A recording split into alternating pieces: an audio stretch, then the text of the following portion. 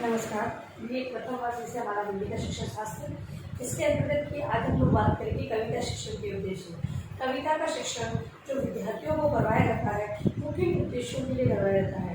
बालक है, कविता पढ़ने सुनने में उन्हें रुचि होती है, जिसके माध्यम से वो पाठ्यक्रम के अन्य विषय वस्तु को पढ़ना या उनमें समझ होती विकसित होती है। जब विद्यार्थियों को सरल के साथ कठिन विषय वस्तु का ज्ञान करवाया जाता है तो सरल विषय वस्तु के आधार पर वो कठिन विषय वस्तु को भी समझने के लिए तत्पर रहते हैं। इस हेतु कविता शिक्षण है वो बहुत सारी ऐसी जो उद्देश्य हैं उनको ध्यान में रखकर करवाया जाता है। तो इनके उद्देश्यों की चर्चा हम लोग इस वीडियो में करेंगे। तो कविता शिक्षण के उद्देश्यों में पहला है छात्रों में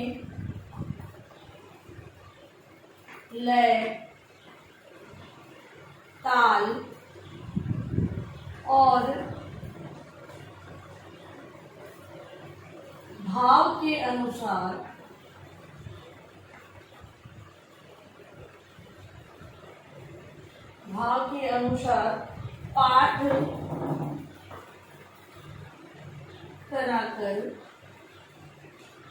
पाठ कराकर उन्हें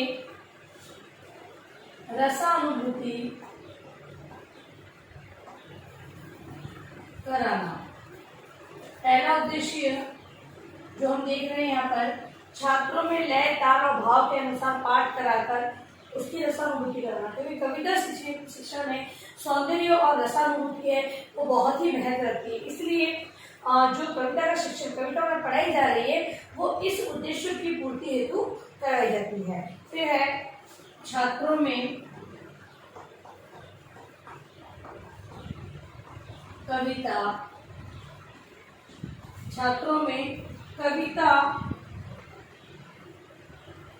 के प्रति रुचि उत्पन्न करना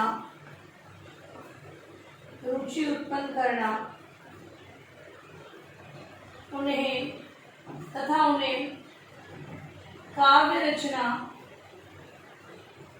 काव्य रचना के लिए प्रोत्साहित करना।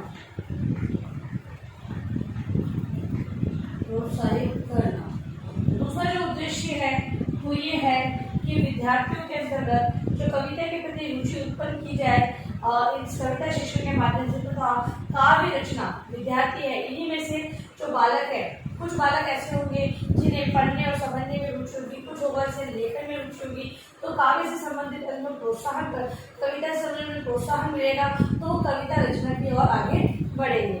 अगला है मानव प्रेम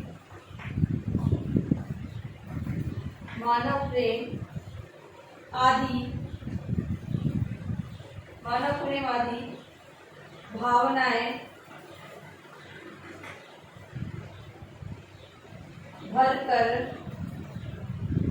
उनके चरित्र का निर्माण।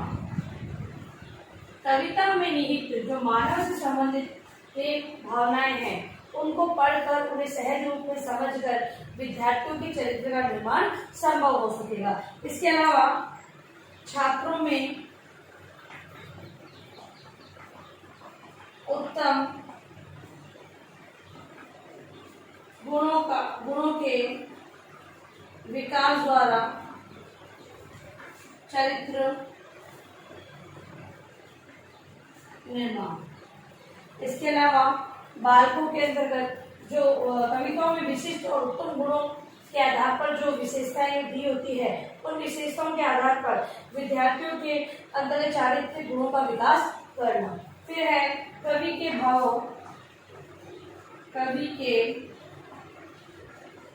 भावों को पूर्ण रूप से समझाकर छात्रों को अलौकिक आनंद की रसानुभूति कराना। अब एक तो बालक है, वो आसपास के वातावरण को देख रहे हैं, सहज रूप में जिस आनंद की वो प्राप्ति कर रहे हैं। और एक कविता शिक्षण, कविता जब उसे पढ़ाई जाएगी तो बालक है, हमने बात की थी कि कविता अगर कोई ऐसी ओजपूर्ण होती है, कोई वीर रचना पर आधारित होती है, तो इन कविताओं को देखकर हमारे लिए जिस प्रकार की कविता में जिस प्रकार का रस या भावना छिपी होती है, वही भावना हमारे अंदर उत्पन्न होती है। ठीक है, तो बालकों को ये समझा करके वो अलौकिक आनंद जिस प्रकार से कविता के अंदर भाव निहित है, सौंदर्य निहित है, उसके आधार पर बालकों के अंदर तो आनंद की अनुभूति कराने हेतु कविता शिक्षण उन्हें करवाया जाता है। अगला है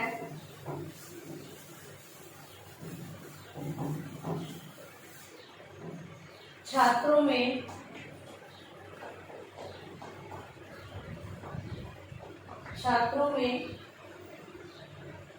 वह योग्यता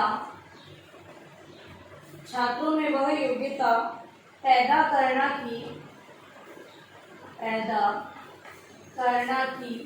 वे कवि के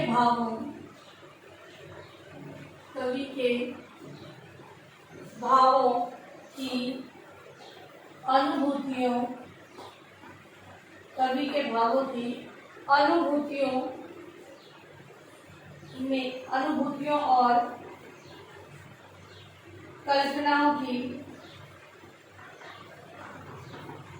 परख कर सके। बालकों को कोई कविता पढ़ने दी जाएगी और कहा जाएगा स्वयं उसके भावों को समझो, और एक उसे कविता शिक्षण कराया जाएगा। तो हम देखेंगे उसमें अंतर ये होगा कि बालक जब समझेगा तो उसकी कवि की कल्पना और योग्यताओं को समझने में उससे समय लगेगा और पूरी तरह से नहीं समझ पाएगा। लेकिन कविता शिक्षण के माध्यम से, कविता शिक्षण का उद्देश्य भी ये रहता है कि जो कवि द्वारा अनुभूतियां बताई गई है, अनुभव उसमें दिए गए हैं और कल्पनाओं का जो समावेश किया गया है, उससे विद्यार्थियों को अवगत करवाना। और विद्यार्थी है जब भी उस कविता शिक्षण के बाद जब भी उस कविता का पाठ करेंगे तो स्वतः ही उनके अंतर्गत कवि द्वारा दी गई कल्पनाओं अनुभूतियों का आभास उन्हें होने लगेगा। अगला है कविता के विभिन्न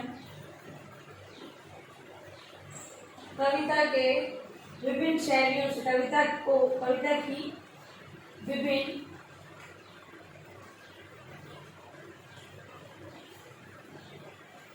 शैलियों से परिचित करा के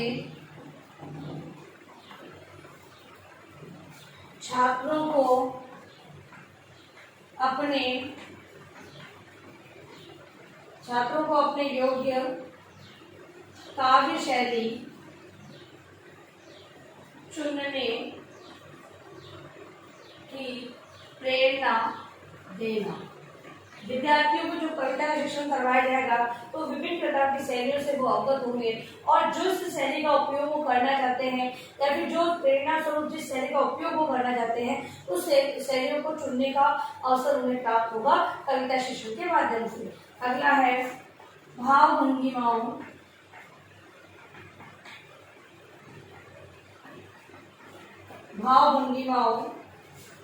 तथा स्वर के उतार चढ़ाव, भाव भंगिमा तथा स्वर के उतार चढ़ाव के साथ कविता पाठ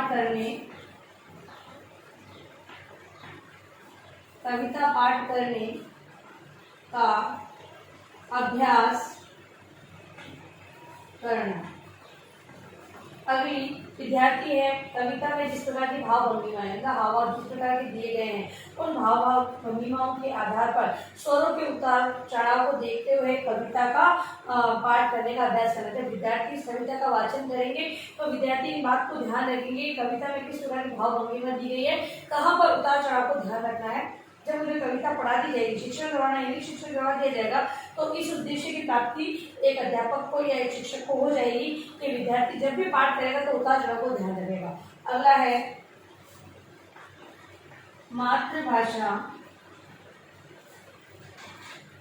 मातृभाषा की कविता में रुचि जागृत करना। जब बालक है उसे विभिन्न शैलियों का आभास होगा, अनुभूतियों को जानने लगेगा, तो स्वतः ही अपनी मातृभाषा के अंतर्गत वो अन्य कविताओं का पढ़ने में उसकी रुचि जागृत हो जाएगी। तो इस प्रकार से एक शिक्षक है जब कविता शिक्षण करवाता है तो इन उद्देश्यों को ध्यान में रखता है कि जब कविता शिक्षण हो जाए उसके बाद इन उद्देश्यों की प्राप्ति हमें करनी है। अभी क्या कर रहे हैं कार्य प्रश्न आप लोग?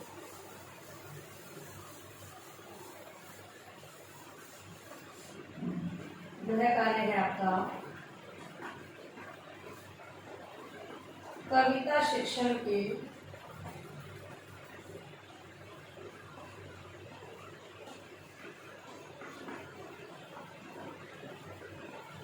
उद्देश्यों का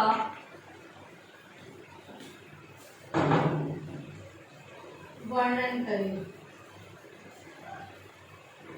कविता शिक्षण के उद्देश्यों का वर्णन आपको अपने उत्तर पुस्तिका में तय कार्य के प्रश्न के उत्तर के रूप में देखना है। और अंत में इस महामारी के दौर में कम से कम आवश्यक कार्य होने पर आप बाहर निकले। बाहर निकलते 3 बातों का विशेष आपको ध्यान रखना है। मास्क लगाएं, सोशल डिस्टेंस है और हाथों को बार बार सैनिटाइज करते हैं। स्वच्छ ध्यान रखें।